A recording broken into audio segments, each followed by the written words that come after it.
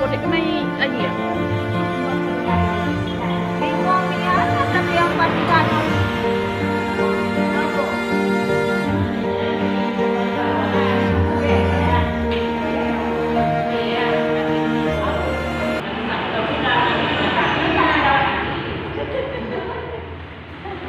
Kecewa. Langsung di korban tahun ini. Alhamdulillah langsung. Nah, ada kabar burung aku dengar dikit-dikit itu. Katanya kamu udah pekorban pula. Langsung dia pekorban kamu. Kayak belum langsung aku korban tahun ini juga. Karena anakku yang di Jakarta tuh minta kirimi uang kuliah. Enggak. Ain cengah. Ini dia perlu dia enggak sedian yang merokok kayaknya. Uang sekolah anak tuh pajak dicicil. Korban ini setahun sekali. Rugi dia yang diurung kah? Bukan lo itu. Amun anak buah aku tuh, amun lo bayar uang kuliah, dek baca ngikut ujian. Jadi lo apa? Asal aku kelola pekorban tuh. Cengah diri. Berarti masih penting ke dunia daripada akhirat. Pendengar aku lah dia menjogau diri. Bagaimana masih terpengaruh dengan duniawi ini? Rugi dia murung berkorban. Rezeki datang dari mana saja, mana ada sekolahnya. Peti. Terus terang aja aku tuh. Masa berkorban itu tuh kelola. Nih domain paksaan. Apabila mampu langsung berkorban. Amun belum mampu jangan dipaksakan. Enggak. Dah. Dia gila tertinggal. 4, 2, 3 wagi yang nila. Dia enggak pengajian. Aku nila lama untuk pengajian. Laidar dengan ceramah-ramah macam ni. Keruan ngaku di mana dia penting, di mana sunat, di mana wajib. Masalah nak sekolah. Nyicil, ada rezeki kau. Korban penting setahun sekali. Assalamualaikum. Waalaikumsalam. Nah, ini dia yang bersusi. Sosial. Anda tanya apa tentang korban yang diribut kan tadi? Nampak awi seru nian kamu di ngobrol nih. Apa diobrolkan sore-sore hari ini? Itu tentang korban. Anu, Bu Susi, aku tuh nak bertanya orang kata tu. Dia 3 ni tadi ribut aja tentang korban yang tadi. Jadi lu mana dia tu? Caranya tu, tapau. Jelas sedikit dengan apa? Nak tanya Bu tentang korban ni. Kami di dusun ni biasanya nyicil. Jadi belum dapat setahun, 2 tahun. Untuk terkumpul nak dapat ke korban. Jadi lah. Dan setiap pulau ndak korban ini. Kami ni ada niat nak berkorban. Anak beranak, bukan pulau anak beranak. Cuma ada pulau anak yang masuk.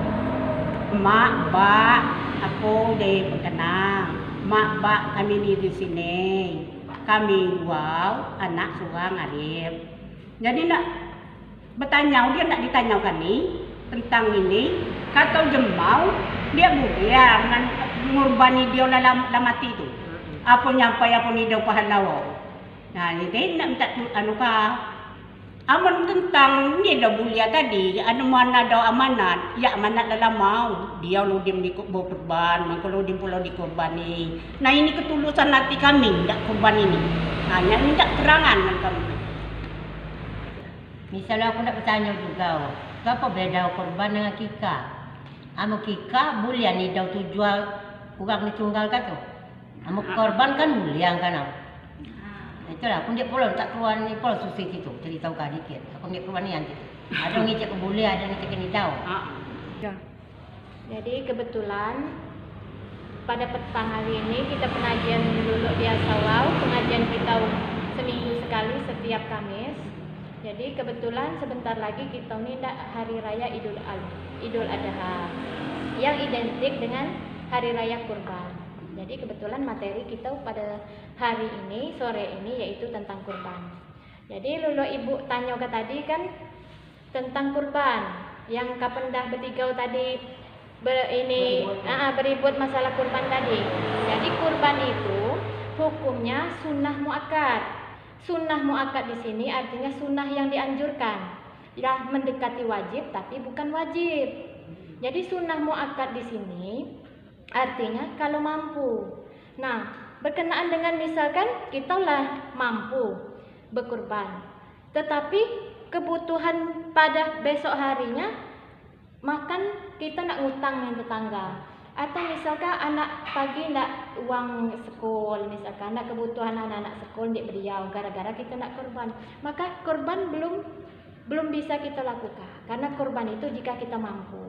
Kalau kita masih nak berhutang, kebutuhan anak terbengkalai, berarti kita belum mampu. Jadi jangan dipaksakan. Nah, selanjutnya tadi ada pertanyaan mengenai kurban orang yang meninggal. Nah, di sini ada dua pendapat. Menurut pendapat ini, mazhab Imam Syafi'i, memang tidak boleh. Kalau berkurban itu kita mengurbani orang yang sudah meninggal, kecuali ada wasiat dari orang yang meninggal itu. Misalkan menantu mati gelau nak, maka kurban aku. Nah, maka wajib kita membayar jadi wasiat jemaah tua kita tadi. Nah, tapi itu mazhab Imam Syafi'i. Kalau mazhab Imam Malik, Imam Ahmad, di dalam mazhab Hambali dan Hanafi, menurut Imam Ahmad dan Imam Malik, dia boleh karena waktu zaman Rasul pun melaksanakannya. Ketika Rasul kurban, dia menyembelih 2 ekor domba. Yang pertama diniatkannya untuk dirinya sendiri dan keluarga, yang korban yang kedua diniatkannya untuk umatku. Nah, di dalam umatku di sini tidak disebut, termasuk semua yang sudah mati maupun yang hidup. Jadi berdasarkan dari hadis Rasulullah yang diriwayatkan dalam ini hadis riwayat Muslim, maka dibolehkan. Jadi mendapat anak yang mengorbankan orang tuanya yang telah meninggal tadi mendapat 3 pahala. Pertama, pahala untuk dirinya sendiri, kedua, pahala untuk orang tuanya, yang ketiga, pahala silaturahim karena menyembelih kurban tadi. Nah, mudah-mudahan pahalanya sampai ke yang meninggal tadi. Nah, jadi di sini mau mengikuti mazhab Imam Syafi'i atau mazhab imam yang lain tadi silakan, tapi menurut Imam Malik, Imam Ahmad dalam mazhab Hambali Hanafi maka dibolehkan kita berkorban untuk orang yang telah meninggal. Nah, terus masalah yang akikah dengan kurban. Kalau akikah itu dia sudah ditentukan untuk perempuan itu 1 kambing, untuk anak laki-laki itu 2 domba atau 2 kambing. Kalau yang 1 ekor sapi untuk 7 orang, maka di sana tidak ada hadisnya.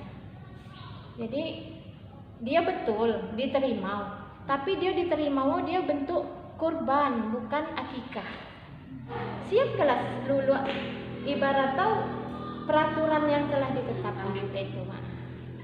Nah, terus yang ini selanjutnya cara berkorban tadi. Berkorban itu pertama kita cara menyembelih kan, baca bismillahi wallahu akbar, terus itu cukup. Ada yang cukup itu. Ada lagi yang panjang, kalau di waktu Rasul dia ini dengan doa bismillahi wallahu akbar Allahumma hazihil minka wa alaika fataqabballah minni ya karim. Itu panjang yang artinya ya Allah, hewan ini nikmat darimu, dan dengan ini aku bertakarub kepadamu, karenanya wahai Tuhan yang maha pemurah, bagaimana takarub. Jadi itulah masalah kurban. Nah, Bu, amal dulu itu penjelasan Ibu Susi tadi, lah paham pula aku nama mau. Dengan cuau, minta maaf nih aku tuh, dah salah nih aku tadi. Enggak. Aku maaf sesama kita minta maaf. Kita ini kan sama-sama belum keruan, belum paham nih barusan diterangkan tadi lah. Jadi itulah pengajian kita pada sore hari ini dengan materi tentang kurban.